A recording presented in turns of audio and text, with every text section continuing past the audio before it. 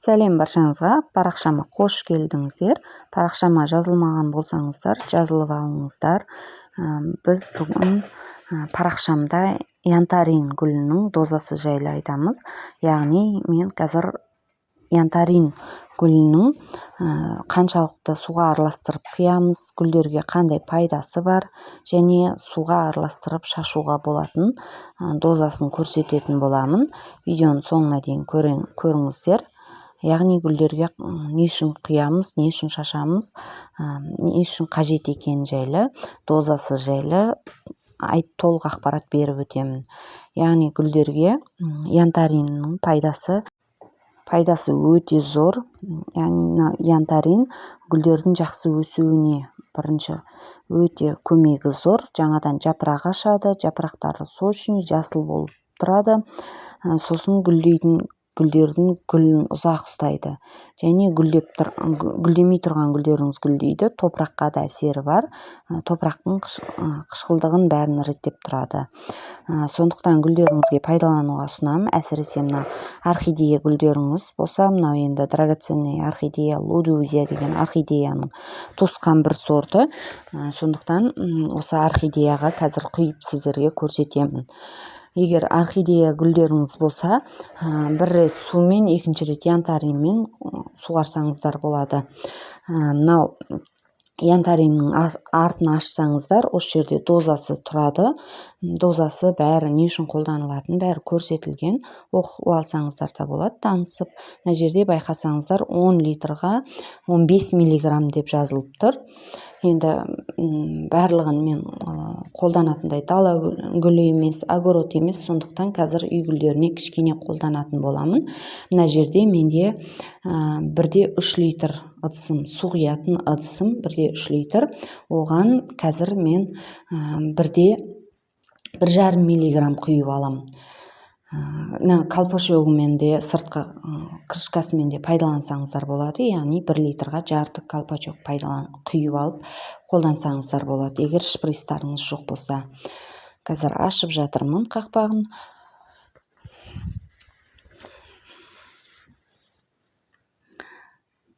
Су қарайын деп жатырмын гүлдерімді, соған араластырамын. Мына кішкене етіп 1,5 миллиграмм құйып алдым. 2 литрға жетпей, менде 1,3 литр. Міне қараңыздар, 2 литрға жетпей 1,5 миллиграмм құйып алдым. Дозасынан асырмаймыз, яғни көп құюдың қажеті жоқ. Міне суға араластырып, жақсылап біркелкі қылып әбден араластырып аламыз. Әбден араластырып алып, барлық гүлдеріңізге құйып шықсаңыздар болады. Гүлді алдын ала суғарып алсаңыздар да болады. Суғармай тұрып шөлдеп тұрған суға құйсаңыздар да болады. Міне мен жаңағы лудузия гүліне құяйын деп отырмын. Аглонемалардың да түбіне құйып қоям. Бұлар жақында ғана сушкан еді. Топырағы дымқыл болғандықтан аз ғана құям. Ал мынау лудузия шөлдеп тұрғандықтан бұған шөлін қандырып құям.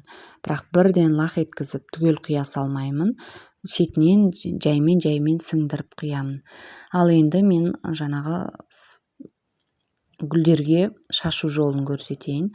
Негізі мен пульверизатор шақ келмейді маған. Мынау терезе жуғыш пульверизатор ұзаққа шыдады.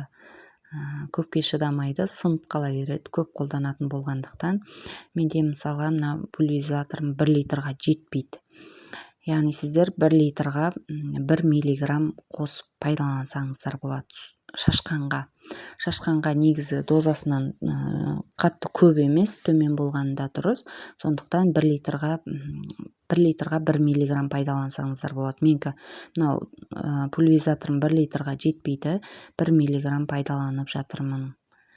Мына жақсылап 1-2 рет шайқап аламын.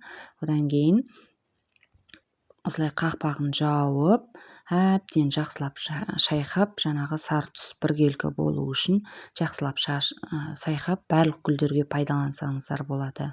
Яғни шашу арқылы да пайдалансаңыздар, ол да кәдімгідей гүлдің өсуіне жаңағы антистресс ретінде пайдалансаңыздар да болады. Осылай жақсылап шайқау керек біркелкі болу үшін.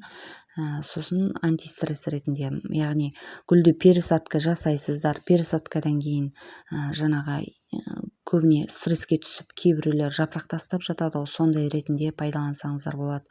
Күннің ыстығында гүлдерге ауыр, сосын күн салқын түседі ғой, түсіп бастайды күздің күні. Сондай уақытта қыста отопительный сезон кезінде үйде ауа құрғақ болады. Сондай кезде құр суды шаша бермей, осындай янтаринді 1 литрға 1 миллиграмм қосып шашып, топырақтарына да шашып шықсаңыздар да болады. Жапырақтарын асты бәріне жақсылап шашып, сөйтіп пайдалансаңыздар болады.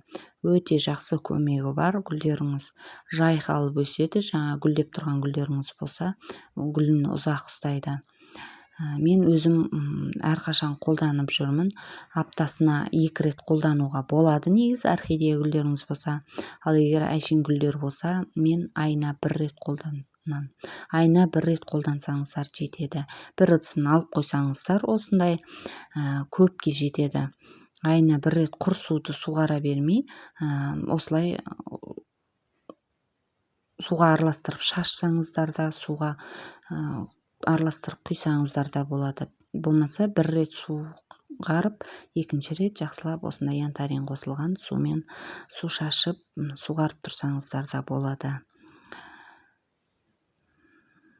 Қош сау болыңыздар.